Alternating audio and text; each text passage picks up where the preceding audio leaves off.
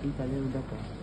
Halo, perkenalkan kami dari kelompok 11 akan membahas tentang materi keindahan dan keestetikan dari nilai-nilai Konfidentar. Perkenalkan, nama saya Niken Gigi akan membahas tentang nilai-nilai apa saja yang terkandung dari teks tersebut. Saya Fitras Bilkir, saya akan membacakan dalam Kamus Besar Bahasa Indonesia KBBI apa arti atau pengertian dari keindahan. Perkenalkan, nama saya Nikolas. Saya akan menjelaskan apa isi kutipan teks Gita Sang Surya yang diubah oleh Santo Franciscus Assisi.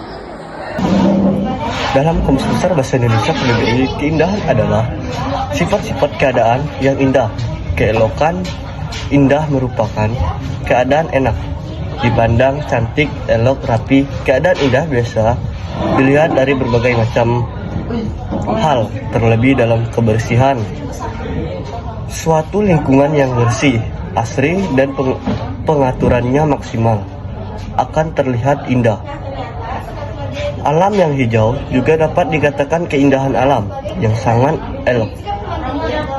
Akal budi, tubuh, hati nurani manusia bisa dikatakan sebuah keindahan. Banyak hal di muka bumi yang mencerminkan keindahan itu. Oke, baik. Santo Franciscus itu pada mulanya itu terpesona memandang keindahan panorama Ambuya, suatu pemandangan yang secara mendalam menambat hatinya sejak masa remaja. Keindahan ciptaan menghantarnya pada keindahan kekasih jiwanya, yaitu Allah. Ia mengagumi misteri terang benderang yang meliputi pemandangan Umbria dan menyaksikan Kristus dalam wajah orang miskin dan kusta. Ia melihat misteri Allah dalam setiap realitas. Ia menyapa setiap orang dan segala sesuatu sebagai saudara-saudara. Dalam mereka, Franciscus Assisi melihat sinar kehadiran ilahi. Sekarang ini, keindahan alam seperti tidak diperhatikan lagi, seperti kertas, plastik, pecahan piring, sisa nasi dan makanan dilempar sembarangan dan menunggu tukang sampah membuangnya.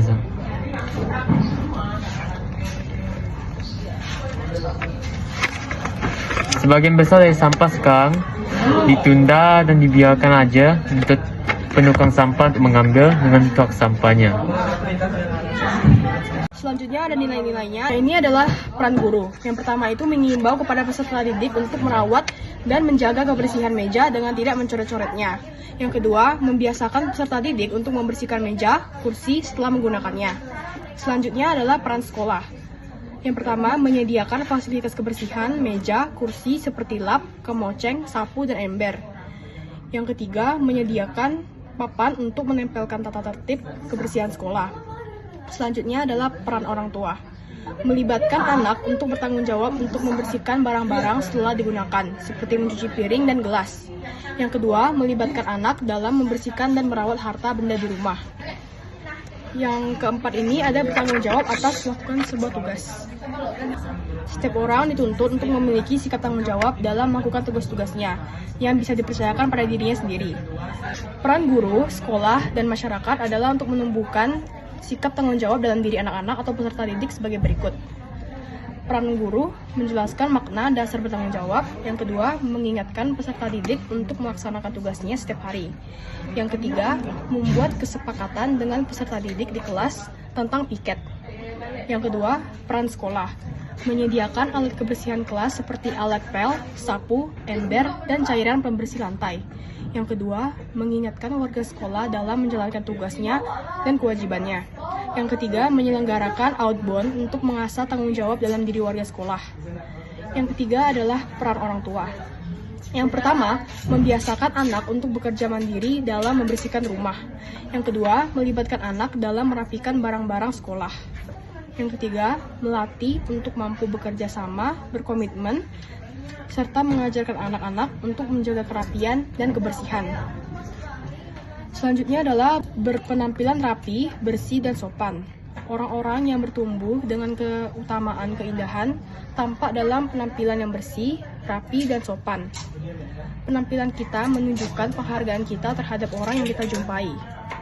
kita harus mampu membedakan mana ruang private yang tidak mewajibkan kita untuk berpenampilan rapi dan sopan, yang dimana ruang publik yang mewajibkan kita untuk berpenampilan rapi, bersih, dan sopan.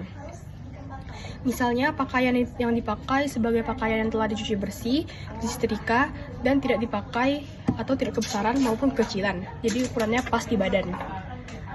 Selanjutnya adalah peran guru, sekolah, dan orang tua dalam membiasakan anak-anak atau peserta didik dalam berpenampilan rapi, bersih, dan sopan adalah sebagai berikut. Yang pertama, mengimbau peserta didik agar menjaga kerapian, kebersihan, dan kesopanan di lingkungan sekolah. Yang kedua, peran sekolah, yaitu membuat poster tentang pentingnya kerapian, kebersihan, dan kesopanan. Selanjutnya adalah mampu menjaga keindahan lingkungan. Keindahan itu berkaitan erat dengan kedamaian. Ketika melihat keindahan, kita pun merasa damai dan senang. Orang yang memiliki keutamaan nilai keindahan tidak saja menikmati keindahan itu, tetapi mereka juga merawat keindahan itu dimanapun dia berada. Cara-cara untuk menjaga keindahan di lingkungan sekolah sebagai berikut dalam peran guru, peran sekolah, dan orang tua. Yang pertama, mengarahkan anak-anak untuk merawat dan membersihkan taman sekolah. Yang kedua, peran sekolah yaitu menyediakan alat pembersih taman sekolah seperti gunting, alat penyiram tanaman, sapu lidi, dan pemotong rumput. Selanjutnya adalah peran orang tua, yaitu melibatkan anak dalam merawat dan memelihara tanaman di rumah. Yang terakhir adalah mampu menghargai seni. Seni merupakan bagian dari kehidupan. Manusia tidak terlepas dari seni, baik sebagai penikmat seni maupun seniman. Seorang yang bertumbuh dengan keutamaan keindahan tampak dalam sikapnya yang menghargai beberapa macam bentuk seni, seperti tidak merusak atau vandalisme dan merawatnya. Berikut adalah peran guru sekolah dan orang tua agar anak-anak peserta didik mampu menghargai seni sebagai berikut. Nilai-nilainya yang pertama, peran guru yaitu mengarahkan peserta didik untuk menemukan potensi dalam bidang seni. Yang kedua, membimbing peserta didik agar tekun dalam bidang seni yang dipilihnya. Yang ketiga, menumbuhkan rasa percaya diri peserta didik bahwa seni yang dipilihnya sesuai dengan kemampuan potensinya. Yang kedua adalah peran sekolah yang ada nilainya.